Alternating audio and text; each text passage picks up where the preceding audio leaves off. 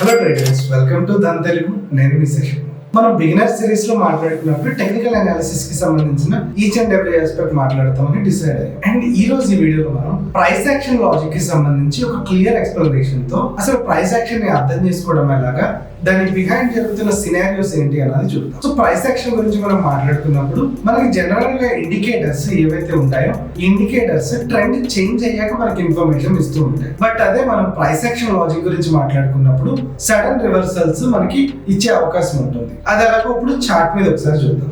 దీనికోసం నేను ధన్ వెబ్ లోకి లాగిన్ అవుతున్నాను. ధన్ వెబ్ లోకి లాగిన్ అయిన తర్వాత ఏదైతే మనకి నిఫ్టీకి సంబంధించిన చార్ట్ ఉంటుందో ఈ చార్ట్ ని మనం అనాలిసిస్ కోసం యూజ్ చేద్దాం. సో నిఫ్టీ చార్ట్ ని ఇక్కడ మనం టీవీ చార్ట్స్ లో ఓపెన్ చేద్దాం. సో ఇక్కడ మనకి ట్రేడింగ్ వ్యూ లో నిఫ్టీకి సంబంధించిన డే క్యాండిల్ చార్ట్ అనేది మనకి ఇక్కడ కనిపిస్తుంది. అండ్ ఈ ప్రైస్ యాక్షన్ లాజిక్ కి సంబంధించినంత వరకు చాలా కీ రోల్ ప్లే చేసేది demand and supply zone. So మనకి మార్కెట్ లో ఒక రివర్సల్స్ వస్తున్నప్పుడు డిమాండ్ జోన్ సప్లై జోన్ కి మార్కెట్ రీచ్ అవుతూ ఉంటుంది. సో ఇక్కడ డిమాండ్ జోన్ అంటే ఏంటి, సప్లై జోన్ అంటే ఏంటి, అండ్ ఒక స్టాక్ ఏదైతే ఉందో ఈ స్టాక్ కి సంబంధించిన ఆర్ ఒక ఆప్షన్ కి సంబంధించిన వాల్యుయేషన్ అనేది డిఫరెంట్ ఇన్వెస్టర్స్ డిఫరెంట్ పర్స్పెక్టివ్స్ తో ఉంటారు. అంటే నిఫ్టీకి సంబంధించినంత వరకు మనం ఇక్కడ మాట్లాడుకుంటే మనకి మార్కెట్ లో ఇక్కడ నుంచి రెడ్ క్యాండిల్ వచ్చి డౌన్ సైడ్ రావడానికి చూసాం. బట్ ఓవరాల్ గా మార్కెట్ అలా డౌన్ ఫాల్ తోనే వస్తూ ఈ సిచ్యువేషన్ వరకు రావడానికి చూసాం. అండ్ ఏమైంది, ఇక్కడ కొన్ని రోజులు కన్సాలిడేట్ అవడానికి చూసాము. అండ్ అగైన్ ఇక్కడికి వచ్చిన తర్వాత అదే రెడ్ క్యాండిల్ ఏదైతే ఉందో ఆ రెడ్ క్యాండిల్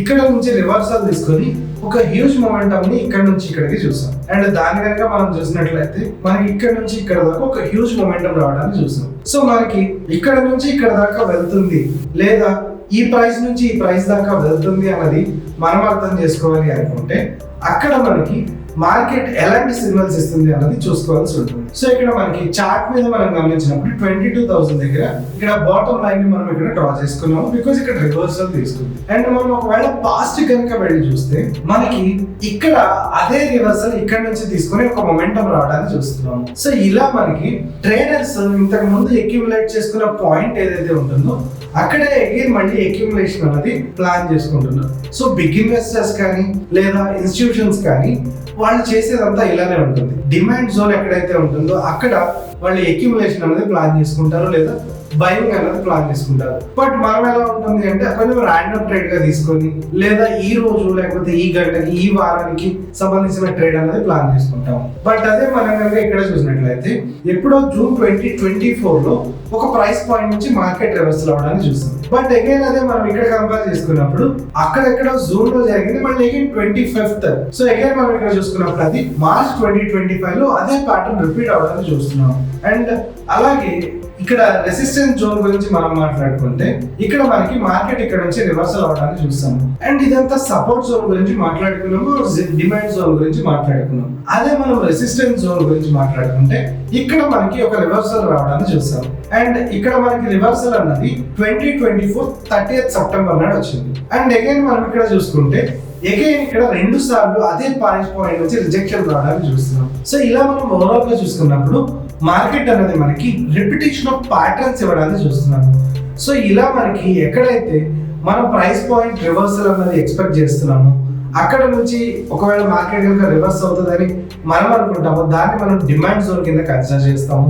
అండ్ అదే దాన్ని మనం అగైన్ రెసిస్టెన్స్ దగ్గర ఉంటే మనం దాన్ని రెసిస్టెన్స్ జోన్గా చేసుకుంటాం. బట్ ఇక్కడ మీకు అనిపించవచ్చు ఇక్కడ సపోర్ట్ నుంచి ప్రతిసారి బౌన్స్ అవుతుందా అని. అది కొన్నిసార్లు జరగకపోవచ్చు, బికాస్ అక్కడ ఒక టగ్ ఆఫ్ వార్ అనేది జరుగుతుంది. అండ్ మీరు కనుక ఇక్కడ చూసినట్లయితే 3 days ఇక్కడే మనకి మార్కెట్ ట్రేడ్ అవుతూ ఉండాలని చూస్తాం. సో ఇలా మనకి 3 days అక్కడే ట్రేడ్ అయినా అల్టిమేట్ వార్ అనేది ఇక్కడ సెల్లర్ ఇక్కడ మనకి విన్ అయ్యాడని మనం ఇక్కడ నుంచి చెప్పుకోవచ్చు.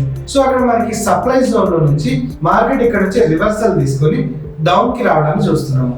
అండ్ అగైన్ ఇక్కడ చూసినప్పుడు మనకి 2 రోజులు అక్కడే రిజెక్షన్ జరిగింది. అండ్ 3rd day అక్కడికి వెళ్ళడానికి ట్రై చేసిన అగైన్ ఒక రిజెక్షన్ వచ్చి మార్కెట్ అక్కడ నుంచి డౌన్ ఫాల్ అవడానికి చూస్తాము. సో ఇలా మనకి ఒక టగ్ ఆఫ్ వార్ సిచ్యువేషన్ ఉన్నది ప్రతిసారి మనకి డిమాండ్ జోన్ దగ్గర జరుగుతుంది, సప్లై జోన్ దగ్గర జరుగుతుంది. సో అల్టిమేట్ గా అక్కడ విన్నర్ ఎవరు అని మనం మాట్లాడుకోవాల్సి వస్తే మార్కెట్ ఏ డైరెక్షన్ లో ట్రెండ్ తీసుకుందో అదే డైరెక్షన్ మనం విన్నర్ గా చెప్పుకోవచ్చు. బట్ ప్రతిసారి ఇట్లాగా మనం అక్కడ వచ్చేదాకా వెయిట్ చేయాలా అంటే అప్పుడు మీరు మీ ట్రేడ్ టైమింగ్స్ ని మార్చుకోవాల్సి ఉంటుంది.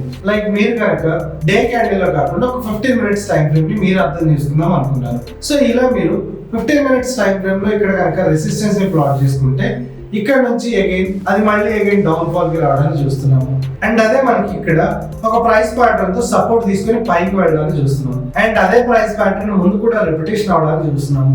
సో ఇట్లా మనకి multiple times multiple time frames లో కూడా ఇదే ప్రైస్ ప్యాటర్న్ రిపీట్ అవుతూ ఉంటుంది.